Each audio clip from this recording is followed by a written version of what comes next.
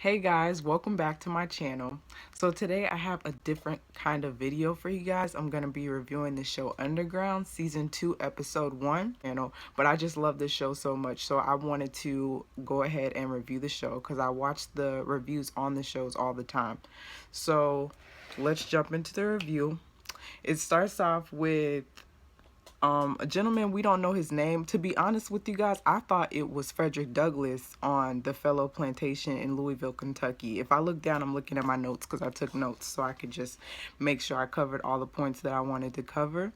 But I thought it was Frederick Douglass on the Fellow Plantation in Kentucky. But it turns out that I read a blog about it, and they said that this gentleman's name was Daniel, and he's an artisan. And so what confused me about Daniel was that he was giving him money in the house, and I was like, what's that about? I don't know, but I guess they'll explain that part later. So he is collecting little scraps of newspaper, whatever he can get his hands on, so that he can learn.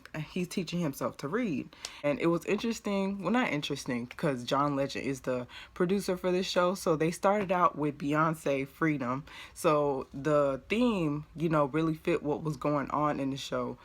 I guess they switched to the scene with Rosalie, and she's running with this guy, and he gets hurt, so she hides him away, like in the corner. I don't know where she hid him at, but she hid him somewhere like off to the side. And then at the same time, they're showing somebody cutting, like using an axe to cut down a tree. We don't know who this person is, but it turns out that it's Harriet Tubman. So Harriet Tubman is chopping down this tree, and Rosalie looks back, and at the exact same time that the tree falls, and then one of the guys that was on the horses that was chasing them, he gets pushed off his horse, and the other two guys, they're still running after them.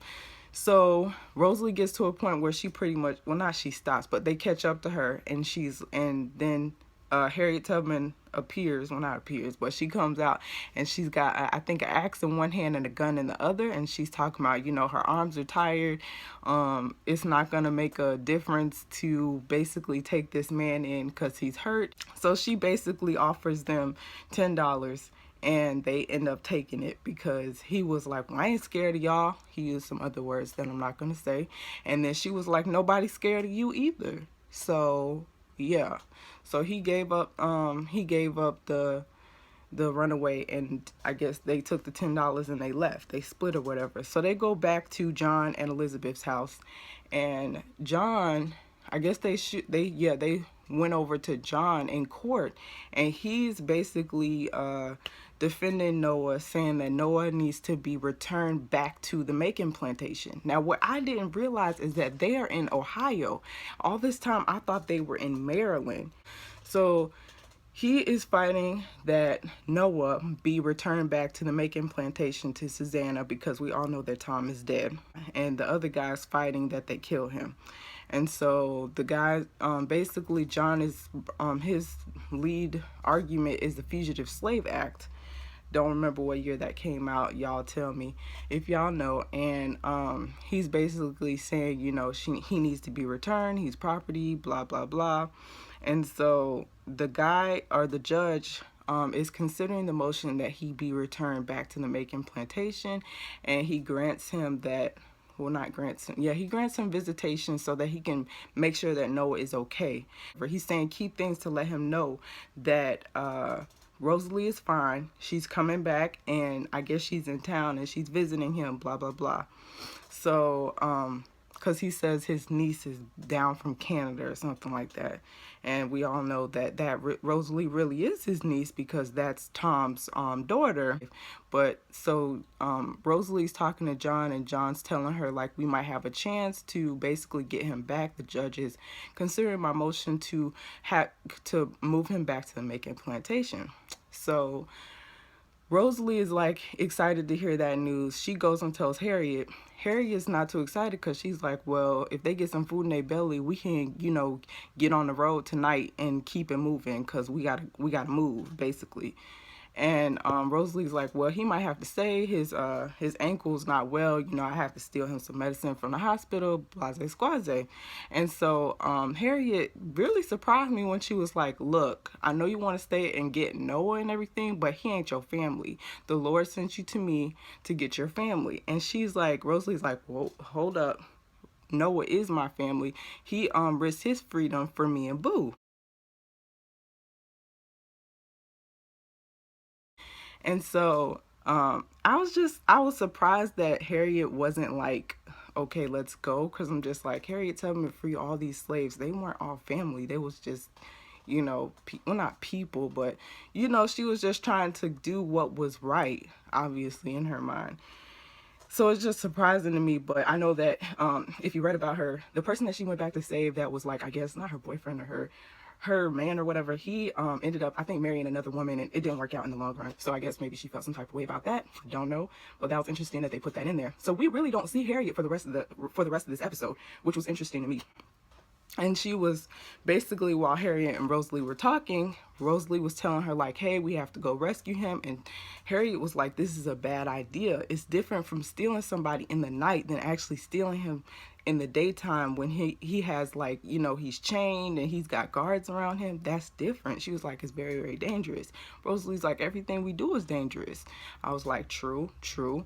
So then moving on, we go to, well, let's talk about Ernestine at the Roe plantation on the South Carolina coast, which I was very surprised to see. I guess if they really are in South Carolina, it looks, you know, very, very marshy, but they look like they're on an island somewhere. And so they had on very colorful clothes and everything, and they're, you know, they're working. Well, we see Rosalie, I'm sorry. We see Miss Ernestine, and we all know that Susanna sold Miss Ernestine because basically she was like, look, now that Tom's dead, I ain't got no reason to have you around. Tom was the whole reason why you was here in the first place, and I'm about to be a mother to your child, blase squate, right?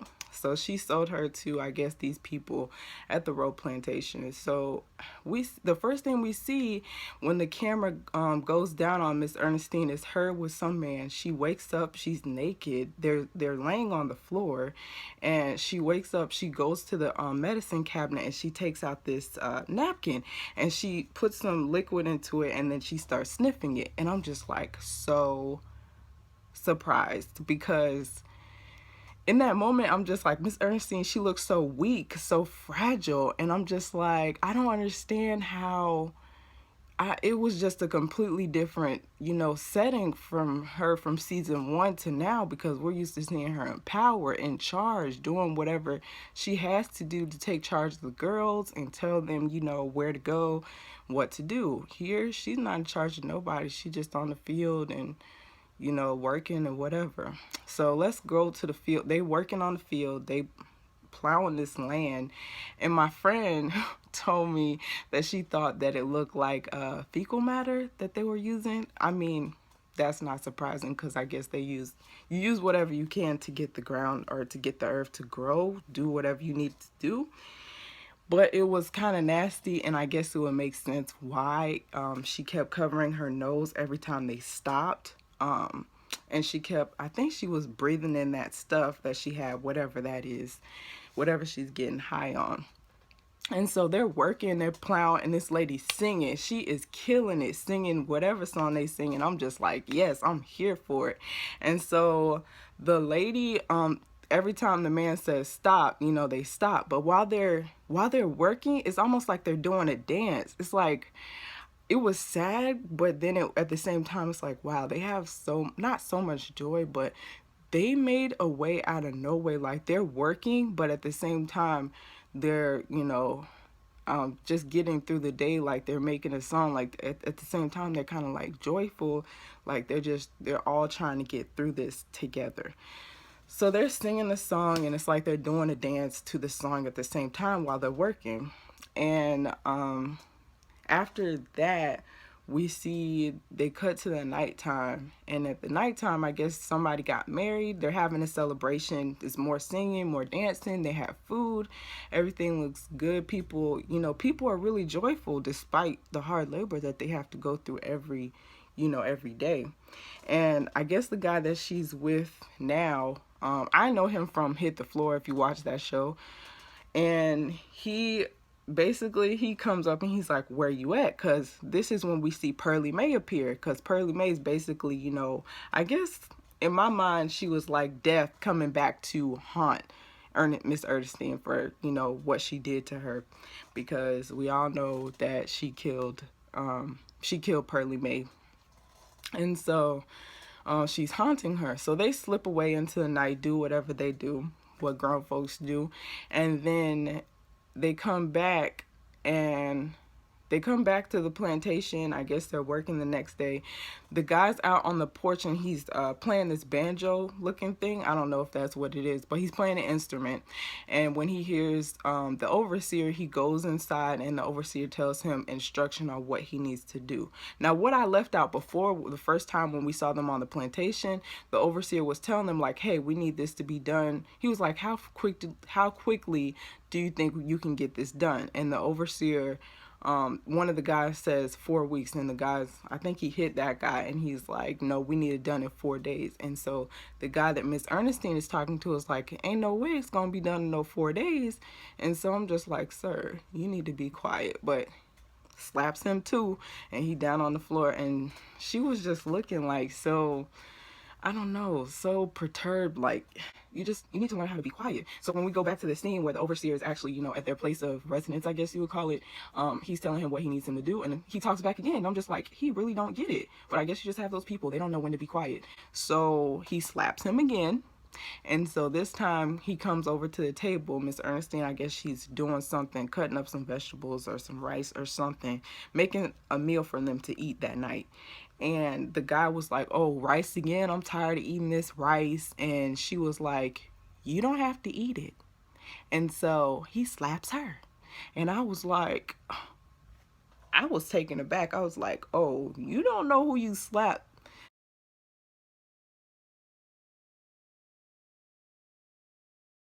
But she didn't retaliate. And I was surprised, but that's just like in real life. Like this show, when people say, this show doesn't mirror real life, or why are you watching a slave periodical drama? I'm just like, because it's what's happening right now. But so he slaps her, which is what, he wanted to slap the overseer. He couldn't do that. So he slapped her in place of the overseer. And because I guess he just didn't like what she said, but she didn't say nothing not true. Like, you don't have to you don't have to eat this rice if you don't want to. If you're that tired of it, then don't eat it. But anyway, moving on.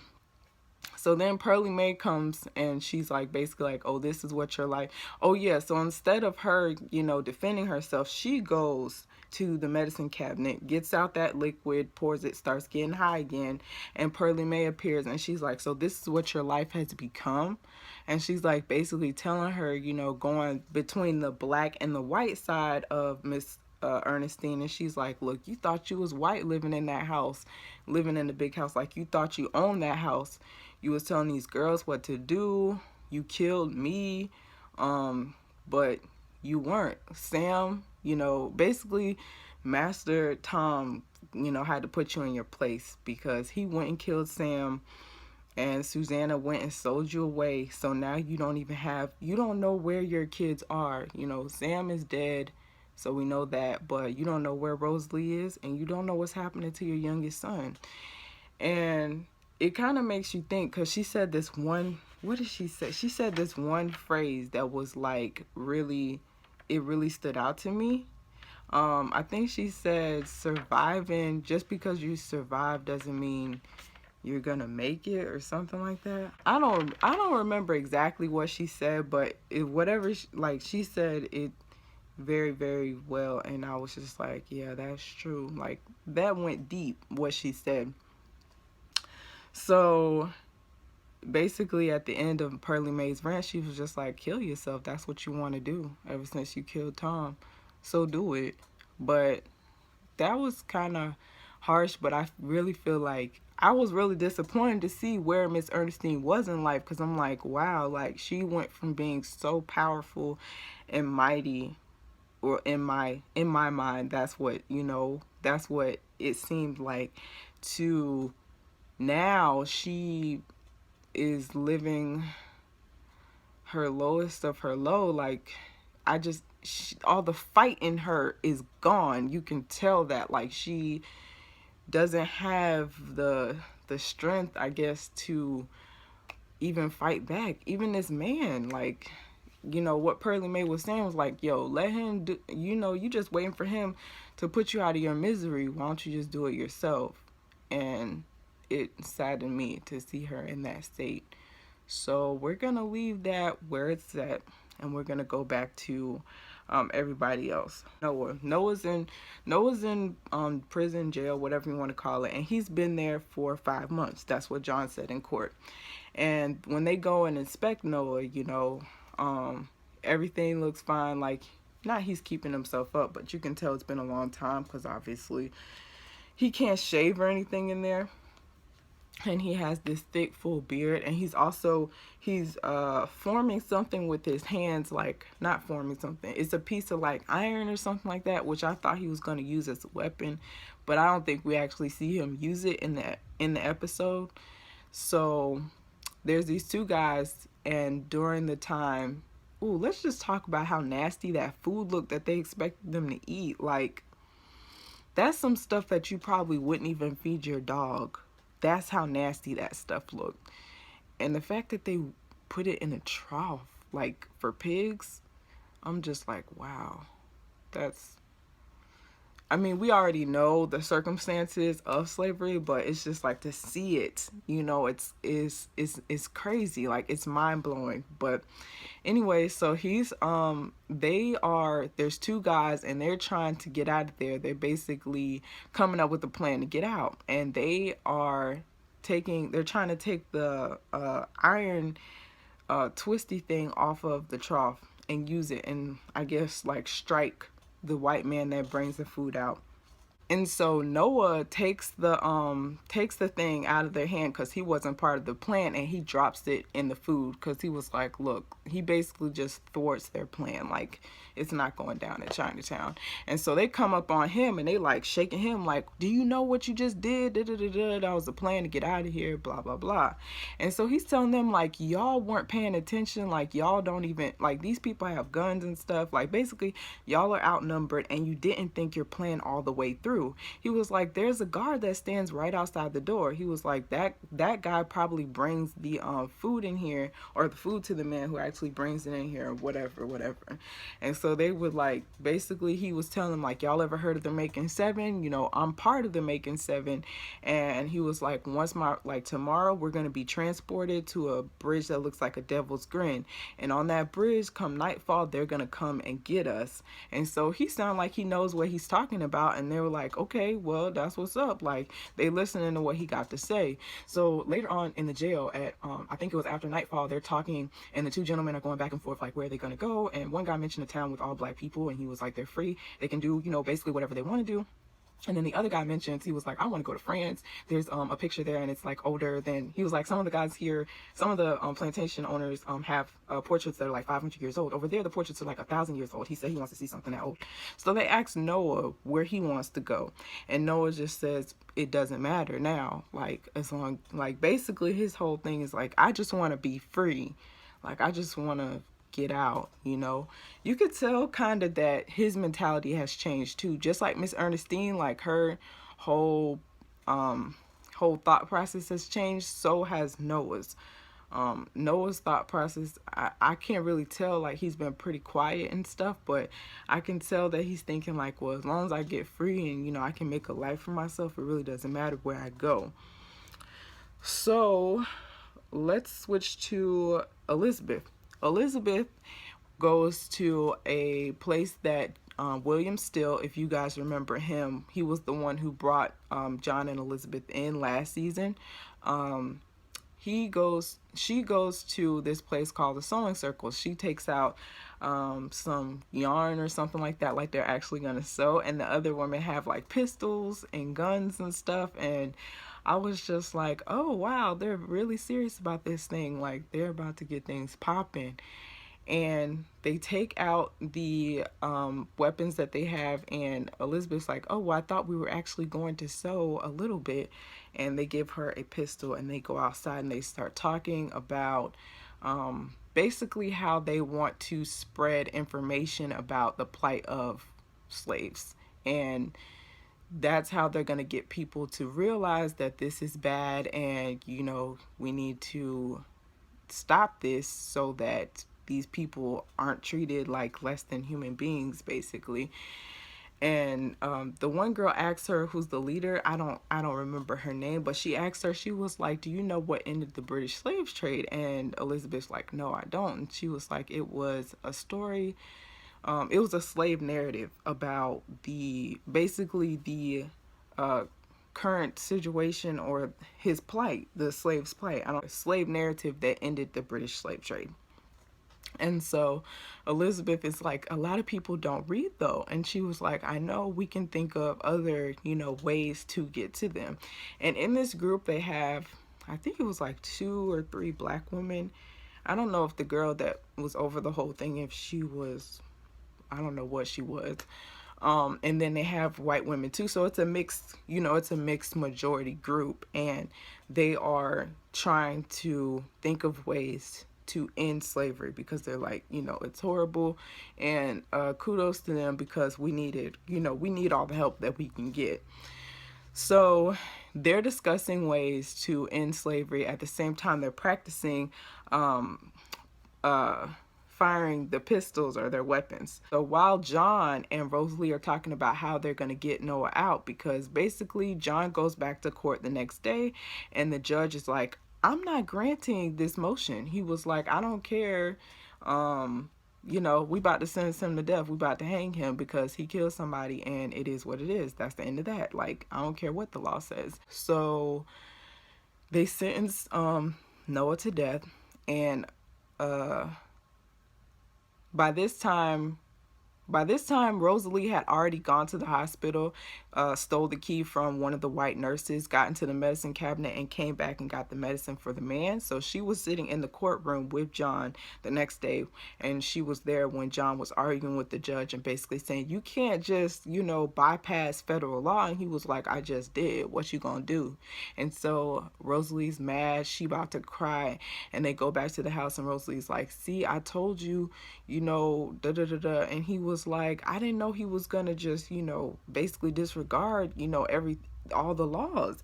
And so Rosalie's like, laws don't apply to black folk. And so he was looking like, well, yeah, you're right, obviously, because I just lost this case, and I was right, and the judge was wrong, but nobody cares. And so they come up with a plan, like basically they have to get Noah at the gallows. Yeah, they're taking Noah to the gallows, and they put him in the actual noose. And while they're putting him in the noose, we see Rosalie, she's coming, and she starts whistling. And Noah, looking at his eyes at first, he looks like kind of defeated, like, oh, well, this is just it. The guy asks him if he has any last words. He don't say nothing. There's a crowd of people because, this is a show for them to see people hung.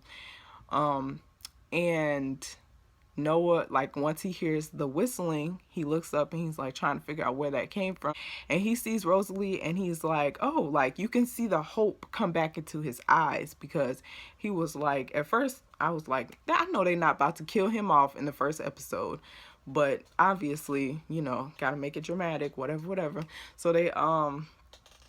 So basically, once he hears that whistling, he looks up, he sees Rosalie, and he's like, all right, I know I'm about to get out of here. So she got the alcohol, which I think the bottle said water or something like that. And she starts pouring it. The thing goes off. The explosive goes off. Elizabeth has the sewing circle people there while the bombs go off. He ran. John came up in the wagon, and they jumped into the wagon. He told other dudes, like, come on. And I love how in this show he's like, he's not necessarily like, people aren't necessarily like, oh, I'm all about myself. Yeah, we have the Catos of the show, of course. There are always going to be those people in life, but there are people that are like, we can make it united. You know what I'm saying? So they jump in the wagon. They start going. The sewing circle basically throws throws some of the people off for a little bit, because other people are like, when the bomb went off, or the explosive, whatever it was, when it went off, all the people are like, okay, we got to get out of here. I don't want to get killed myself trying to watch this man get killed. I'm gone. And so the other people that are following them, I'm like, well, where are they coming from? Like, who are they? So they're following them, and they basically catch up to them to the point where one of them jumps on John's wagon and throws Noah off. And so I guess a couple of them got shot, but we don't know what happens to Noah after that. So that's just floating in thin air. And I'm confused as to how they're gonna get him back when they don't even know who has him now. So Rosalie and Elizabeth ride up as soon as that happens, and they ask John, like, where is he? And John's like, I don't know, they took him. And so John's on the trail looking bewildered and confused and hurt. And basically, I guess they pick him up. They don't go into all that. The next scene goes to, well, I skipped over this scene because I'm not going in order, but John and Elizabeth had a conversation, and Elizabeth's like, well, the system's not going to change. And so John's like, well, we have to think of a way to combat that. And so John's like, well, I'll put my name down as the judge for the Court of Commons, I believe. And so you see John signing his name on the Court of Commons thing, basically saying he is becoming a candidate for the Court of Commons. And as he's walking out, somebody says, John Hawks, and they shoot him right in the head. And I'm just like, oh my gosh, that was like, woo. That was surprising, because my friend, we had a conversation before the season started, and she was like, oh, I don't think John's gonna make it. And I was like, why do you say that? And she was like, because I think they're gonna sentence him to death. But basically they were sentencing Noah to death, and then I didn't know they were gonna kill John like that. Like, they didn't have to kill him like that. That was messed up. But anyway, so she's like crying, and Elizabeth's crying, and they shot him like literally on the steps. But we all know back in those times, they hated abolitionists as much as they hated black people. So it's surprising to me, but at the same time, it's not surprising. I'm shocked still, because I'm just like, oh my gosh, like, John is dead. So that's the end of the Hawks line, because John's dead, his brother Tom is dead. So it's a sad day for Elizabeth and everybody else that John was helping. So we don't know what's going to happen with that. I'm excited to see what happens in the next episode. I hope you guys tune into Underground. It comes on WGN for DirecTV. I know that's channel 307 down here in Florida. And it comes on at 10 o'clock at night. So y'all definitely tune in, like, comment, subscribe, and check out some more of my videos. Thanks for watching.